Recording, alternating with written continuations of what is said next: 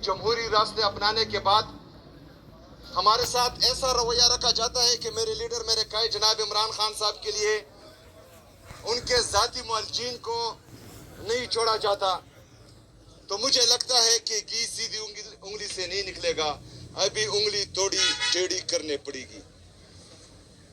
इसलिए आज मैं ऐलान करता हूं कि मैं स्ट्रीट मूवमेंट की तैयारी के लिए इमरान खान रिहाई फोर्स का ऐलान करता हूं, जिसमें पाकिस्तान के तमाम नौजवान, मेरे भाई मेरी बहनें उसमें शरीक होंगी। इसमें हम मेंबरशिप करेंगे। ये इमरान खान रिहाई फोर्स पुरअमन जदोजहद करेगी इमरान खान साहब की रिहाई के लिए। इसमें इंसाफ स्टूडेंट फेडरेशन के लोग भी होंगे, इसमें इंसाफ यूथ विंग के लोग भी होंगे, इसमें पाकिस्तान तहरीक इंसाफ के लोग भी होंगे, हमारे माइनॉरिटी विंग के लोग भी होंगे, हमारे वुमेन विंग के लोग भी होंगे, इस पे प्रोफेशनल्स भी होंगे, इसमें हर मकतबा फ़िक्र के लोग इसमें होंगे। इस इमरान खान रिहाई फोर्स का पुरअमन जदोजहद काम होगा और जिस दिन इंशाअल्लाह ताला हम इमरान खान साहब को रिहा करेंगे, उस दिन इमरान खान साहब इनका शुक्रिया अदा करके इसको डिसॉल्व कर देंगे। इनका काम यही तक होगा। इसके लिए हम मेंबरशिप का ऐलान करेंगे। मेंबरशिप के कार्ड्स इंशाअल्लाह ताला 4-5 दिनों में छप जाएंगे। पूरे पाकिस्तान में हम इसकी मेंबरशिप करेंगे। ईद के फौरन बाद पेशावर में इंशाअल्लाह ताला जितनी मेंबरशिप होगी इसकी, तमाम नौजवानों से मैं पेशावर में हल्फ लूंगा इंशाअल्लाह ताला, और उसके बाद हम आगे का लायामल देंगे। इसमें होगा ये कि इसमें बेहतरीन चेन ऑफ कमांड होगा। जो जिम्मेदारी अगर फर्ज करें तहरीके ये जो स्ट्रीट मूवमेंट है इसकी तैयारी की जिम्मेदारी मुझे दी गई है, और जिस दिन स्ट्रीट मूवमेंट का ऐलान होगा तो जिसको भी उसकी जिम्मेदारी मिलेगी तो उसमें चेन ऑफ कमांड होगा।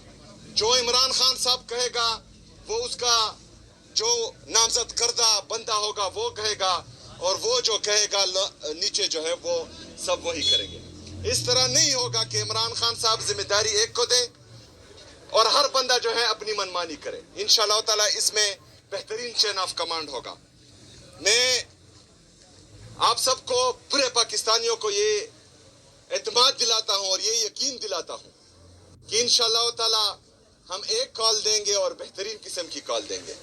लेकिन पहले तैयारी होगी और फिर लड़ाई होगी। ये लड़ाई हकीकी आज़ादी की है। ये लड़ाई पाकिस्तान में आईन और कानून की बालादस्ती के लिए है। ये लड़ाई जमहूरियत की बहाली के लिए है।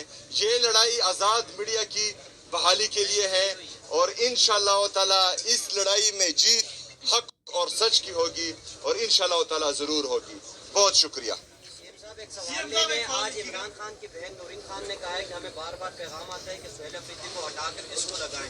इससे मुराद कौन है, किसको, कौन आपको हटाकर दूसरे बंदे को लगाना चाहते हैं? देखें, अगर इमरान खान साहब की बहनें कहती हैं, उनकी बात को जो हम निगेट नहीं कर सकते, लेकिन जो भी इस कोशिश में हैं पाकिस्तान तहरीक इंसाफ में, उनको मैं ये पैगाम देता हूँ कि इज़्ज़त और ज़िल्लत अल्लाह ताला के साथ है। किसी दूसरे बंदे की टांग खींच कर अगर आप उस मकाम तक आ भी गए तो अगर अल्लाह ताला ने इज़्ज़त नहीं देनी होगी वो नहीं देगा।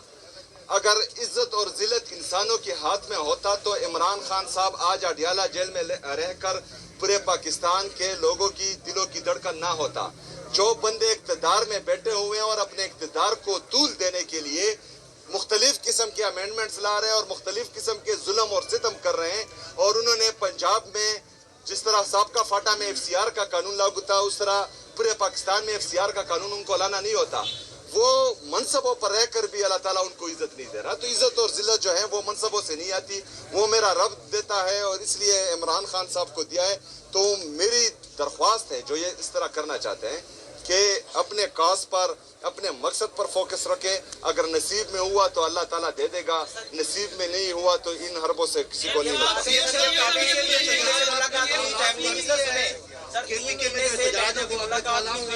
तो कौन ये मैसेज दे रहा है कि सीएम को चेंज किया जाएगा? 3 महीने से फैमिली की मुलाकात नहीं हुई, तो कोई अंदर गया नहीं, तो मैसेज कैसे? देखिए वो अंदर से तो नहीं है। आप उनकी बहनों से करें। दूसरा जो کے پی کا احتجاج جو تھا وہ تمام ورکرز نے اپنی مدد آپ شروع کیا تھا. پشاور ہائی کورٹ کے احکامات آئیں. ہم پابند ہے کہ پشاور کورٹ نہیں تمام عدالتوں کے احکامات مانے, کیونکہ یہ ہمیں ہمارے لیڈر ہمارے قائد جناب عمران خان صاحب نے سکھایا ہے کہ آپ نے اپنے اداروں کا احترام کرنا ہے. تو ہمارے جو وہاں پر کارکنان تھے ان کے ساتھ جرگے ہوئے.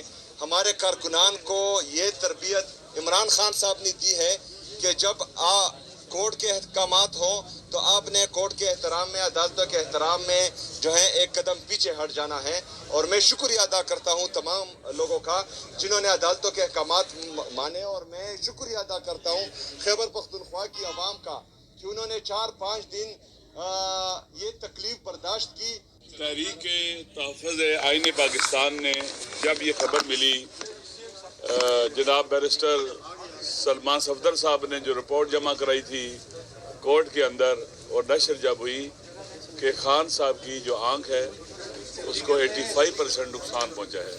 85% نقصان کا معنی یہ ہوتا ہے کہ پوری آنکھ ضائع ہو چکی ہے, بینائی چلی گئی ہے. انتہائی تشویش کی صورتحال تھی, کیونکہ میں نے خود یہ چیزیں میں نے پہلے کہا کہ فیس کی ہے, میری دائیں آنکھ کی بینائی نہیں ہے. تو یہ بہت ہی تشویشناک تھی. بالخصوص جو جیل کے حکام نے رویہ اپنایا کہ ان کی وجہ سے کہ انہوں نے ان ٹائم ان کو ڈاکٹروں کے ساتھ بھی جو ہے رابطہ نہیں ہونے دیا, اور اسی بنیاد پر ایک جیلر کو باقاعدہ وہاں سے شفٹ کیا گیا غفور انجم کو. یہ کرائم تھا, جرم تھا. انشاءاللہ اس کے خلاف کورٹ میں آج جا رہے ہیں کہ ایسا کرائم کیوں کیا گیا. اسی بنیاد پر تحریک تحفظ آئین پاکستان نے اعلان کیا کہ ہم پارلیمنٹیرینز پارلیمنٹ کے باہر ہم دھرنا دیں گے, احتجاج کریں گے, ہائی لائٹ کریں گے تاکہ حکومت جو ہے مزید کوتاہیاں نہ کرے, اور ان کو پرماننٹ علاج ان کا ہونا چاہیے, اور ان کی فیملی اور ان کے ڈاکٹرز کو انوالو کر کے ہونا چاہیے. یہ ایک جینون کیا ڈیمانڈ تھی. پورے پاکستان کے لوگ چاہے مخالف چاہے موافق سارے پریشان تھے. اکا دکا کوئی ہو جس کو مسئلہ نہ ہو, اور پوری دنیا کے اندر ایک میسج گیا تھا. پوری دنیا میں چونکہ عمران خان ایک شناختہ شدہ شخصیت ہے اور ایک نیچرل چیز تھی, لیکن کیا ہوا, ہمارا یہ مطالبہ تھا پارلیمنٹ میں جب ہم بیٹھے آگے جمعے کے بعد ہمیں باہر نکلنا تھا, دروازے بند کر دیے گئے. آپ سب نے دیکھا پارلیمنٹ کو قید خانہ بنا دیا گیا, جیل بنا دیا گیا. یہ ایک جرم تھا, یہ ایک اٹیک تھا پارلیمنٹ کے اوپر. 2014 کے دھرنے میں جنگلوں کے اوپر کچھ لوگوں نے کپڑے دھو کے لٹکائے تھے, تو اس وقت بھی کہا جاتا تھا کہ پارلیمنٹ کی توہین ہو گئی ہے, یہی لوگ کہتے تھے. لیکن اس وقت کیا ہوا کہ ہم سارے وہاں موجود ہیں, باہر نکلنا چاہتے ہیں, راستے بند ہو گئے. راستے بند ہونے کے ساتھ ساتھ اور بھی بندشیں ہوگی. میں وہ